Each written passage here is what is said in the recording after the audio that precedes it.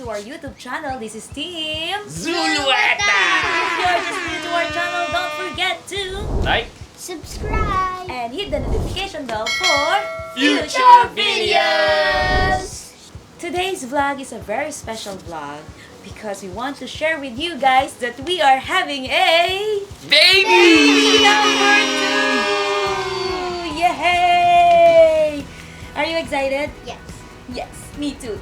And we would like you guys to be a part of this pregnancy journey, and we would like to share with you the gender of our Baby! Yes, we will be having a gender reveal, so stay tuned.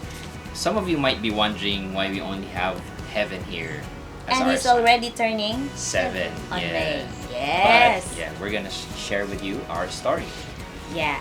So we thought of sharing our pregnancy journey to all of you guys so that maybe may mga makaka-relate din na nahihirapan din na magkaroon ng second baby, Yeah. Even the first baby, or maybe meron din sa inyong nakaranas na miscarriages. So we would like to share our experience to you guys para naman ma-inspire din kayo that there is hope. So we planned on having a second child when we arrived in Australia because when we were in the UAE, Heaven was just 2 years old. We didn't plan for any pregnancy because we were already planning to go here in Australia. So yeah, we delayed our second baby. Yeah, but we didn't expect that it will be delayed that long. Kung mapapansin nyo, puro plans namin. Plans lang namin yon. Pero hindi natin alam, ano ba yung plan ni God? Parang ganon. So, ang nangyari, second baby, nagpaplano here in Australia, but then walang nabubuo. Until, doon namin nakilala ang ovulation test kit. Na parang meron palang nag-check ng ovulation day mo. So, sa mga hirap din dyan na parang sumempo kung kailan talaga pwedeng magbuntis, ayan, maybe you can purchase the ovulation kit na makakatulong sa inyo. Ngayon, nagkaroon kami ng ovulation kit. Yes, alam namin ng ovulation. May nabubuo kami. Kaso, yun nga lang, hindi siya tumutuloy. So, hindi nagsusurvive yung baby. That's why we had some miscarriages. So, we had 3 miscarriages before our miraculous baby na andito na ngayon sa aking tummy. So aside from the ovulation kits, we also decided to see a specialist, which is a fertility expert or a fertility specialist. So this fertility specialist assessed us. Ayan, may mga test na ginawa. Madaming tests actually. Siya at saka ako. All good naman. I did also saline hysterogram. Everything is normal except dun sa blood test ko. Meron akong protein S deficiency. So, related siya sa blood clotting factor. And then, maybe explanation ni fertility specialist, maybe the blood circulation is not good. That's why the baby is not surviving. Parang ganon. So, yun. So, pinag-take ako ng low-dose aspirin, 100 milligrams, ayan, every day until now. So, siguro, siya yung pwedeng naging dahilan para makatulong sa blood circulation ko. So during those 3 miscarriages, you may be wondering how did we cope and probably if we question God. Yes, of course. Ayan. Siyempre, yung mga first 2 miscarriages, ayan, parang siyempre, guided by the faith, yung meron ka na parang, okay, it's not God's will, ayan. Parang, sakto kasi yung mga times na unang miscarriage namin, lockdown, so parang, di ba, parang nanonood kami ng mga testimonials, sakto yung sa retreat na napanood namin, they had as well miscarriages. So, parang nakatulong para mag-move on. Second also, ganun pa rin. Parang, okay, moving on. Parang ganun. Pero nung third na, syempre, parang ikaw, eto na, magpa-question ka na, ano ba naman niya? Pa-Juliet? God? Parang ganun. So, parang, yun na, nag-start nang mag-question na bakit ganun? Bakit hindi niya maibigay? Bakit yung iba ang dali lang magbuntis? So, during those time, may dumating na time na, ayoko nang magbasa ng Bible, ayoko nang makinig ng religious ang tawag dito, mga talks. Mga 1 week, ganun ako, tiyan mo na, parang nagtatampo ka kay God, parang, ito naman, bibigyan mo ako, tapos mawawala din lang, parang ganun. So, yun. So, yung week na yun, meron lang nag-caught ng attention ko sa Facebook feed ko, yung kay Velden Lim, parang claiming your prayer, parang ganon. So, parang, para sa akin, parang controversial na wag daw mag-claim. So, parang ako, huwag daw mag-claim. Ano kaya ito? So, pinakinggan ko. ang sabi doon nagki-claim ka ba na parang, this year, nagpla-plan ko na magka-baby. Ipagpe-pray ko yan, i-claim ko yan. Parang yes, there's no harm in claiming kasi you have faith na God will give it to you. So parang ako, oo, tama naman. Claim ko naman na magkaka-baby ako. Parang gano'n. Pero bakit nawawala?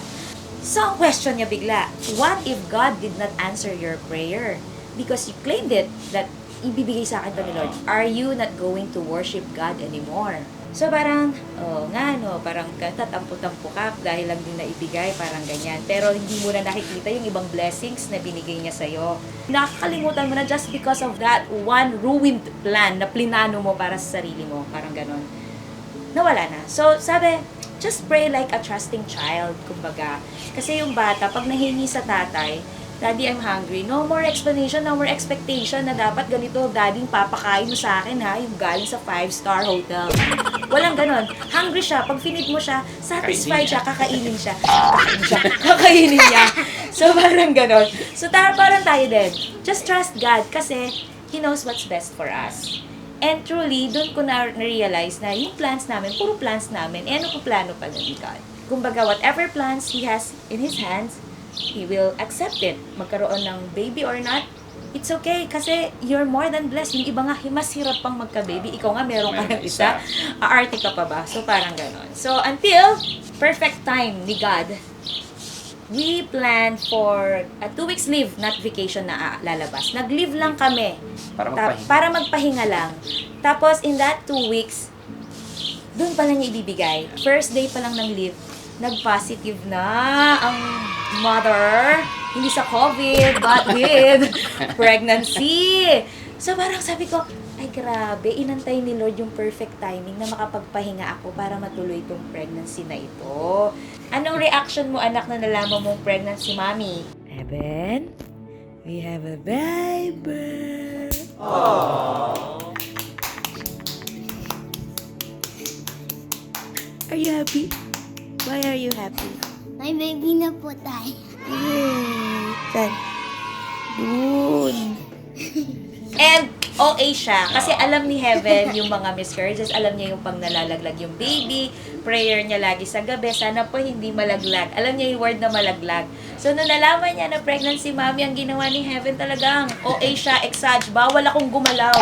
Kahit kukuha ng pagkain si Mommy. No, Mommy. Upo lang po kayo. Oo, ako na po.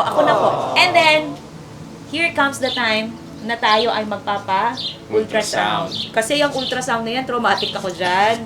Palagi pag ultrasound, ayan, nakakabahan na ako. Kasi laging sa ultrasound nalalaman na hindi nag-grow yung baby, walang heartbeat, puro ganon. So, eto na, nakikinig ulit ako sa radio papunta sa work. Tapos, alam nyo ba, yung time na yon parang pinaramdam ni God na huwag kang matakot. Kasi nung nalaman kong munang positive ako, yung nabasa ko sa Bible na verse talaga yung do not be afraid. So parang ako, ay, eto na talaga. Siguro ito na yon.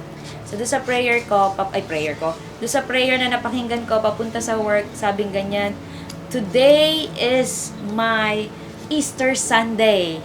I am ready to go out of my tomb. Tapos sabi, I raise to you, Lord, all of my worries, my anxiety, lahat, I lift it up to you. I will lift it up to you, Lord God. And let your will be done, sabi. So, parang doon pa lang, kung ano yung sa loobin ng puso ko, yun talaga yung prayer dun sa pinapakinggan ko. So, naiyak na naman ako. Oh my God, Lord, ano ba to? Tapos, pagpunta ko dun sa ultrasound, nag-aantay na to. Nandun siya, nauna siya. Kataka siya, ba't ako naiyak? Hindi ko shinare sa kanya. Sabi ko, wala, ganyan, pero naiyak talaga ako. Ganyan, parang ramdam ko si Lord na, okay ka na, kumalma ka na, okay na, I got you. Tapos ayun na, unang ano pa lang, ganun pa lang sa akin, pinarinig na agad ang heartbeat. Naiyak na naman ako. Tapos, syempre, baka sabihin nung nag-ultrasound, hindi naman niya alam kung anong pinagdadaanan mo. Iyak-iyak si bakla. Parang alam naman niya second baby ito. Tapos biglang, sabi ko na lang, pasensya ka na. Syempre, in English na. Pasensya ka na. Kasi, parang I'm traumatized na sa mga ultrasound kasi usually walang nangyayari. So, yun lang. So, ayun, doon na nag-start. And now, we are on our 5th month. 4 months to go. Nakikita na natin ang ating baby. So, ayan, naisip ko bilang influencer na ako ngayon. Wow! Mag-gender reveal kami. So, yon. So, today, sasama namin kayo sa aming Gender reveal. gender reveal. So, team boy, team girl, Ako, team team boy, A. and girl. Pero actually, kahit na ano naman, Yeah. dahil syempre sa haba, almost 7 years na magkakaroon ka ng second baby, chuchusi ka pa ba, diba? Eto na, kami lang to. DIY ang aming setup. Let's watch the sick montage. They say love like this comes once in a lifetime. For the first time, I believe it to be true. All of my friends say, when you know, you know. Every piece. Behind the scene, mga kaibigan, tingnan nyo naman. Ang daming cameras, di ba? Daming camera. O, iba pa yung mga cellphone, no? Ayan. Ang daming camera. Behind the scene. Ayan. Doon kami mag-gender reveal. Ayan na yung aking aming background dancer. Ayan. Eto na yung mga miron. Mga miron. Ayan, naka-pink, naka-blue. Hello. I am so excited. I'm gonna know girl or boy. Excited to be. Let's go. Let's do this. Thank you so much for coming. Ay, hindi pala sila nag-come. For zooming. Ayan, attending our gender reveal. We will have 2 winners after the gender reveal. 1 from the Philippines and other parts of the world. And 1 coming from Australia. Yay!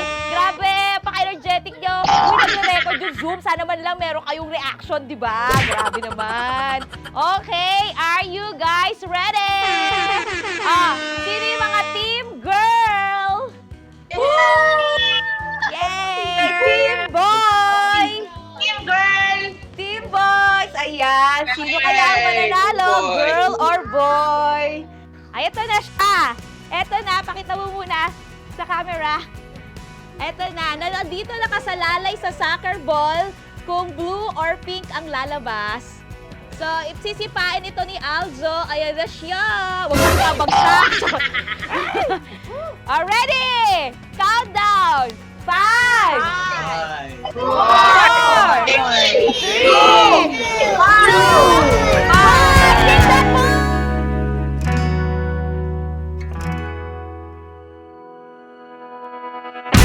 You are the best thing that ever happened to me.